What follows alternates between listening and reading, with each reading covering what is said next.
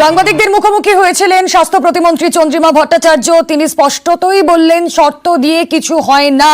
আর তারপরে জুনিয়র চিকিৎসকরা তারাও সাংবাদিকদের মুখোমুখি হয়ে জানালেন শর্ত মেনে নিয়ে আলোচনা হলে আমরা আলোচনায় প্রস্তুত। চন্দ্রিমা ভট্টাচার্য তিনি বললেন খোলা মনে আলোচনায় বসুন, খোলা মনে আলোচনায় বসতে রাজি হলে অন্য ব্যাপার, কিন্তু স্পষ্টতই জুনিয়র চিকিৎসকরা তারা বললেন আমরা যে শর্ত দিয়েছি সেই শর্ত মেনে নিয়ে আলোচনা হলে আমরা আলোচনায় বসতে প্রস্তুত। মিনিট 15-র মধ্যে তারা তাদের পরবর্তী কর্মসূচি ঘোষণা করবেন। আলোচনার যেটা একটা পরিবেশ যেখানে আমরা কোনো কন্ডিশনস রেখে আলোচনা করা যায় না, এটা আপনারা সকলেই জানেন। আমরা চাইছিলাম খোলামেলা আলোচনা হবে, একটু পারস্পরিক ব্রেনস্টর্মিং হবে, ওদের কি কি কনসার্নস গুলো আছে এটা যাতে আমরা শুনতে পারি, ওই কনসার্নস গুলোকে যাতে আমরা আলোচনার মাধ্যমে অ্যাড্রেস করতে পারি, এই উদ্দেশ্য নিয়ে আজকে মেলও পাঠানো হয়েছিল। যেহেতু ওদের রেসপন্স এরকম আসেনি, আমরা আজকে এই সভা করতে পারিনি। এই কন্ডিশনস গুলো রেখে এটা হলে তারপরে আলোচনা হবে, এই মানসিকতা আমার মনে হয় ঠিক নেই। They are all educated people, they know how to do discussions. একটু খোলামেলা আলোচনা করার জন্য ওদের আসার উচিত ছিল, কিন্তু আসেনি, এটা দুর্ভাগ্যের বিষয়। সরাসরি চলে যাব, আমাদের সঙ্গে এই মুহূর্তে প্রতিনিধি অভিজিৎ চন্দ্র রয়েছে। অভিজিৎ, কখনো মনে হচ্ছে আলোচনার পথ প্রশস্ত হচ্ছে, কখনো মনে হচ্ছে আলোচনার পথ কঠিন হয়ে যাচ্ছে, একের পর এক শর্ত। এদিকে চন্দ্রিমা ভট্টাচার্য তিনি স্পষ্টতই বললেন যে শর্ত দিয়ে কোনো আলোচনা হয় না। এই বৈঠক তার ভবিষ্যৎ আদৌ হবেটা কি?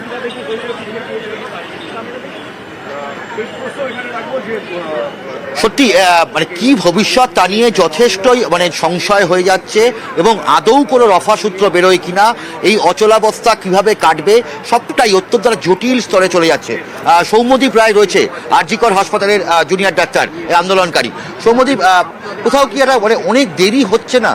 এই যে রফা হচ্ছে না, রফা সূত্র বেরোচ্ছে না, একটা আরো জটিল হয়ে যাচ্ছে, কি বলবেন? দেখুন কিভাবে জটিল হচ্ছে বিষয়টা আমি খুব সুস্পষ্টভাবে বলছি। যে প্রেস কনফারেন্স আমরা সবাই শুনলাম, আপনারাও ছিলেন। সাংবাদিক বন্ধুদের যে সুস্পষ্ট প্রশ্ন ছিল যে কেন আজকে ভিডিও কনফারেন্স করা সম্ভব হলো না, আমাদের যে রিপ্লাইগুলো ছিল তার কিন্তু উত্তর নেই। আজকে কেন ভিডিও কনফারেন্স করা সম্ভব হচ্ছে না, বা 30 জন প্রতিনিধি নিলে কি অসুবিধা 15 জায়গায়, এটার কিন্তু কোনো সুস্পষ্ট উত্তর কিন্তু আমরা পেলাম না। আমরা আশা করেছিলাম যে তাদের এই পক্ষে বাধাটা কি সেটা আমাদের কাছে খোলাখুলি বলুক। যদি তারা খোলা মনেই আলোচনা করতে চায় তাহলে খোলা মনেই যেটা বলা উচিত যে ভিডিওগ্রাফি করার ক্ষেত্রে এই বাধা, 15 জনের জায়গায় 30 জন নিতে এই বাধা। এই উত্তরগুলো কিন্তু আমরা এক্সপেক্ট করেছিলাম তাদের পক্ষ থেকে। তারা তো সেন্সিবল পার্সন, আমরাও রফা চাই, তারাও রফা চাই। যদি এটাই হয় তাহলে তারা এই উত্তরগুলো আমাদের দেবে, এটাই আমরা আশা রেখেছিলাম। কিন্তু আমরা দেখলাম সেটা তারা করলেন না। উপরন্তু যেগুলো আনরিলেভেন্ট কথা, যে একটা রাজনীতির রং লাগিয়ে দেওয়ার চেষ্টা, রাজনীতির কথা নিয়ে আসা, উপরন্তু এই আনরিলেভেন্ট কথাগুলোকে এনে আরো জটিলতা বাড়িয়ে দেওয়ার চেষ্টা হলো বলে মনে হচ্ছে। এবং রুমেলা, এখান থেকেই পরিষ্কার বলা যেতে পারে যে সত্যি একদিকে ছাত্ররাও বলছেন, আন্দোলনকারী জুনিয়র ডাক্তাররা তারা বলছেন যে সরকার পক্ষ তারা এই জটিলতা সৃষ্টি করছেন। অন্যদিকে একটু আগেই যে সাংবাদিক সম্মেলনে চন্দ্রিমা ভট্টাচার্য এবং ছিলেন, সেখান থেকে যা বলা হয়েছে যে কোনো শর্ত সাপেক্ষে আলোচনা হয় না, খোলা মনেই আলোচনা করতে হয়। অন্যদিকে আন্দোলনকারীরা একদম সুস্পষ্টভাবে জানিয়ে দিচ্ছেন তারাও কোনো শর্ত দিচ্ছেন না, কিন্তু তাদের যে দাবি সেই দাবিগুলো ছাড়া তারা এই বৈঠক অনর্থ বা অর্থহীন হয়ে যাবে সেই বক্তব্যই তারা রাখছেন। তুমি আমাদের সঙ্গে থাকো। চন্দ্রিমা ভট্টাচার্য তিনি যে পয়েন্টগুলো রেজ করেছেন একবার দর্শকদের জন্য তুলে ধরি। চিকিৎসকদের এই আন্দোলন কি রাজনৈতিক অভিসন্ধি? কোথাও গিয়ে প্রশ্ন তুলেছেন স্বাস্থ্য প্রতিমন্ত্রী। তিনি বলছেন যে শর্ত দিয়ে কিছু হবে না, শর্ত দিয়ে কিছু হয় না, খোলা মনে আলোচনায় বসুন। পাশাপাশি চন্দ্রিমা ভট্টাচার্য এও বলছেন ভেবেছিলাম কর্মবিরতি তুলে নেবেন, সুপ্রিম নির্দেশের মান্যতা দেবেন জুনিয়র চিকিৎসকরা। জুনিয়র চিকিৎসকদের উত্তরে আশাহত রাজ্য।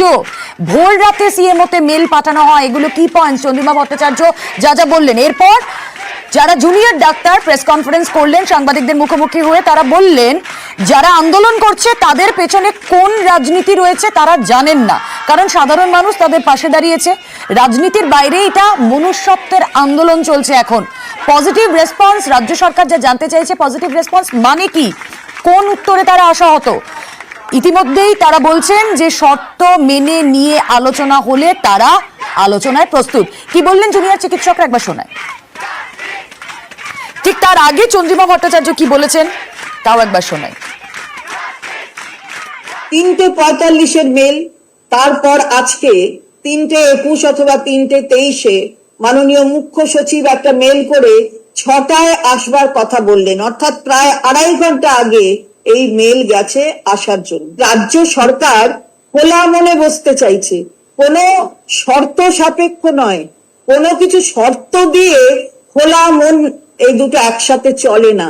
অর্থাৎ খোলা মন নেই, অর্থাৎ সেই মেয়েটি বিচার পাক যিনি নির্যাতিতা হয়েছেন এবং মায়ের কোল ছেড়ে চলে গেছেন, আসলে ব্যাপারটা তা নয়, পেছনে কোনো রাজনীতির খেলা আছে।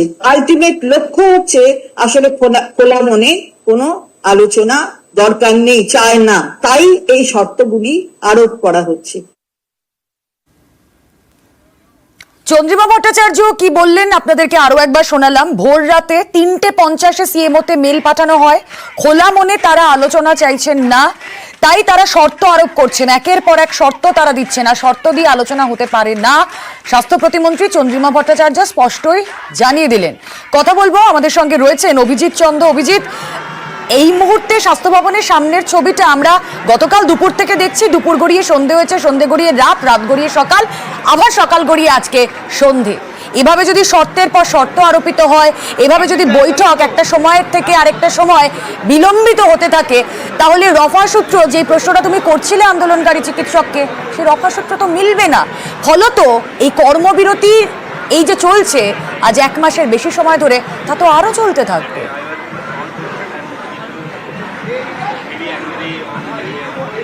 রুবেলা, একদমই। এবং যেভাবে গতকাল বিকেল থেকে আজকে বিকেল গড়িয়ে সন্ধে হয়ে গেছে, এখনো এই আন্দোলন একই রকম ভাবে অব্যাহত এবং একের পর এক ইমেল চালাচালি হচ্ছে, তবে কোনো রকম রফাসূত্র বেরোচ্ছে না এবং আন্দোলন অব্যাহত থাকছে, কর্মবিরতি চলছে।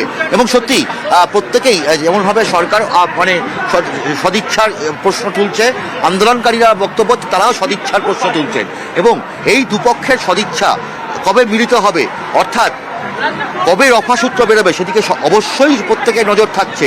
তবে যে পরিস্থিতি এই মুহূর্তে আন্দোলনকারী ছাত্ররা তারা আবার পরবর্তী বৈঠকে বসছেন, কারণ তাদের যে প্যানজীবী অর্থাৎ 26টা মেডিকেল কলেজের ছাত্রছাত্রীরা, আন্দোলনকারী ছাত্রছাত্রীদের প্রতিনিধিরা, তারা আবার আলোচনায় বসবেন এবং তারা তাদের পরবর্তী কার্যক্রম তারপরে সিদ্ধান্ত নেবেন।